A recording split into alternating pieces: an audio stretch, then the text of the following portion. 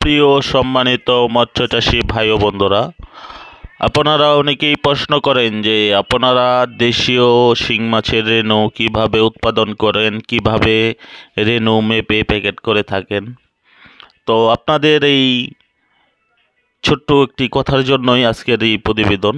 তো অবশ্যই আপনারা খেয়াল করে ভিডিওটি দেখবেন, আর অবশ্যই আরেকজনকে শেয়ার লাইক করে দিবেন, আরেকটি মৎস্যচাষী ভাইকে দেখার সুযোগ করে দিবেন। তো এই হলো দেশি শিং মাছের রেণু। দেখেন, এই দেশীয় শিং মাছের রেণুগুলো আমরা মেপে ওজন করে তারপর এই মাছগুলো আমরা পুকুরে আমরা এগুলো অক্সিজেন প্যাকেটে পাঠাবো। এই রেণুগুলো আমাদের আজকে গোপালগঞ্জে ডেলিভারি হবে।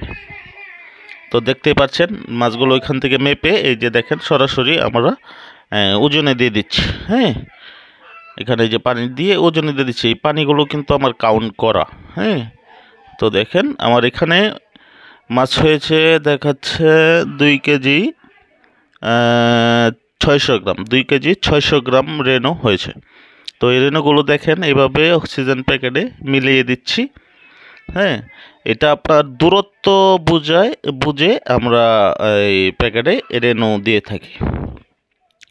তো আপনারা যারা দেশীয় শিং মাছের রেণু চাষ করতে চান এবং দেশীয় শিং মাছের রেণু চাষ করতে হলে আপনার প্রথমত শিং মাছের পুকুর প্রস্তুতি করে নিতে হবে খুব সুন্দর করে ক্লিন করে। হ্যাঁ, আর এই রেণু ছাড়ার পর আপনার রেণুকে খাবার দিতে হবে ডিমের কুসুম। ডিমের কুসুম সিদ্ধ করে আপনার 2 দিন ডিমের কুসুম এই রেণুকে খাবার দিতে হবে। তারপর আপনারা 2 থেকে 3 দিন পর থেকে আপনারা খোল বা নাচারি পাউডার, হ্যাঁ, এইগুলো আপনারা ভিজিয়ে খাবার দিয়ে যাবেন। তো আপনারা অবশ্যই আজকে আমাদের ভিডিওর মাধ্যমে দেখতে পারলেন যে আমরা রেণুগুলো কিভাবে মেপে ওজন করে দিয়ে থাকি, আর এগুলো প্যাকেটে আমরা কিভাবে দিই। তো প্রিয় মৎস্যচাষী ভাই বন্ধুরা, দেশ এবং দেশের বাহির থেকে যারা আমাদের এই ভিডিওটি দেখছেন, অবশ্যই আমাদের নয়নতারা মৎস্য হ্যাচারি এই চ্যানেলটি সাবস্ক্রাইব করে দিবেন, শেয়ার লাইক কমেন্ট করে দিবেন, যাতে করে আরেকজন মৎস্যচাষী ভাই উনিও দেখার সুযোগ পেয়ে যায়।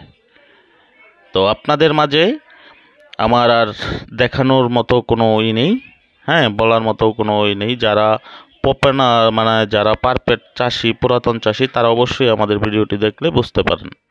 আর যারা নতুন উদ্যোক্তা তারা অবশ্যই আমাদের যে কোনো চাষ বিষয়ে এবং পরামর্শ পেতে আমাদের স্ক্রিনের নাম্বারে যোগাযোগ করবেন। আমরা অবশ্যই আপনাদেরকে ভালো দিয়ে থাকবো, সার্ভিস দিয়ে থাকবো। তো অসংখ্য ধন্যবাদ থাকবে সকল মৎস্যচাষী ও দেশবাসী ভাই ও বন্ধুদের।